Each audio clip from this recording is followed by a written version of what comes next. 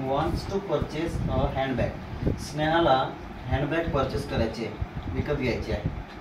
Which cost the least, जी अशी असली पाहिजे, कमीत कमी किमतीची असली पाहिजे, बरोबर.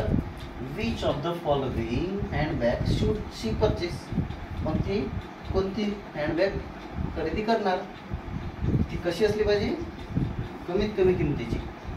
मग यापैकी कोणती हँडबॅग सर्वात कमी किमतीची आहे की नाही, आपल्याला काय करायचं आहे, बघायचं आहे. ऑप्शन नंबर ए आहे 1354.